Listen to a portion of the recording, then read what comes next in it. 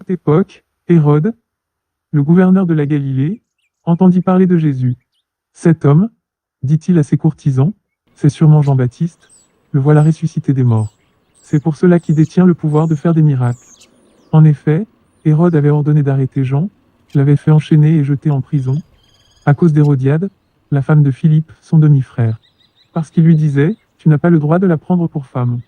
Hérode cherchait donc à le faire mourir, mais il craignait la foule, car elle considérait Jean-Baptiste comme un prophète.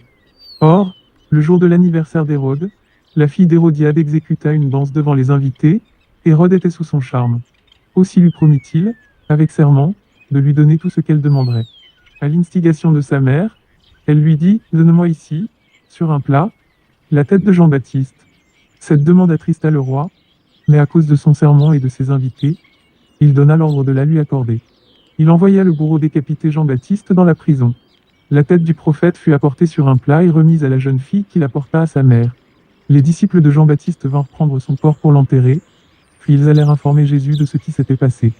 Quand Jésus entendit la nouvelle, il quitta la contrée en barque et se retira, à l'écart, dans un endroit désert, mais les foules la prirent, elles sortirent de leur bourgade et le suivirent à pied.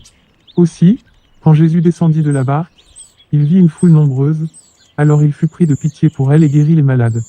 Le soir venu, les disciples s'approchèrent de lui et lui dirent, « Cet endroit est désert et il se fait tard, envoie donc ces gens pour qu'ils aillent dans les villages voisins s'acheter de la nourriture. » Mais Jésus leur dit, « Ils n'ont pas besoin d'y aller, donne-leur vous-même à manger. » Mais, lui répondirent-ils, « Nous n'avons ici que 5 pains et 2 poissons. » « Apporte-le-moi, leur dit Jésus. Il ordonna à la foule de s'asseoir sur l'herbe, puis il prit les 5 pains et les 2 poissons, il leva les yeux vers le ciel et prononça la prière de bénédiction. Ensuite, il partagea les pains et en donna les morceaux aux disciples qui les distribuèrent à la foule. Tout le monde mangea à satiété, on ramassa les morceaux qui restaient, on en remplit 12 paniers. Ceux qui avaient mangé étaient au nombre de 5000 hommes, sans compter les femmes et les enfants. Aussitôt après, Jésus pressa ses disciples de remonter dans la barque pour qu'il le précède de l'autre côté du lac pendant qu'il renverrait la foule. Quand tout le monde se fut dispersé, il gravit une colline pour prier à l'écart. À la tombée de la nuit, il était là, tout seul. Pendant ce temps, à plusieurs centaines de mètres au large, la barque luttait péniblement contre les vagues, car le vent était contraire. Vers la fin de la nuit, Jésus se dirigea vers ses disciples en marchant sur les eaux du lac. Quand ils le virent marcher sur l'eau, ils furent pris de panique, « C'est un fantôme », dirent-ils, et ils se mirent à pousser des cris de frayeur. Mais Jésus leur parla aussitôt. « Rassurez-vous, leur dit-il, c'est moi, n'ayez pas peur. » Alors Pierre lui dit, « Si c'est bien toi, Seigneur, ordonne-moi de venir te rejoindre sur l'eau. » « Viens, lui dit Jésus. Aussitôt, Pierre descendit de la barque et se mit à marcher sur l'eau, en direction de Jésus. Mais quand il remarque combien le vent soufflait fort, il prit peur et, comme il commençait à s'enfoncer, il s'écria, « Au secours, Seigneur !»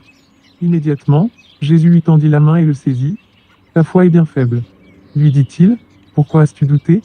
Puis ils montèrent tous deux dans la barque, le vent tomba.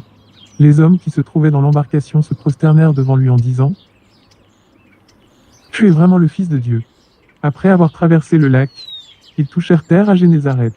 Quand les habitants du lieu eurent reconnu Jésus, ils firent prévenir tout le voisinage, et on lui amena tous les malades. Ils le suppliaient de leur permettre simplement de toucher la frange de son vêtement, et tous ceux qui le touchaient étaient guéris.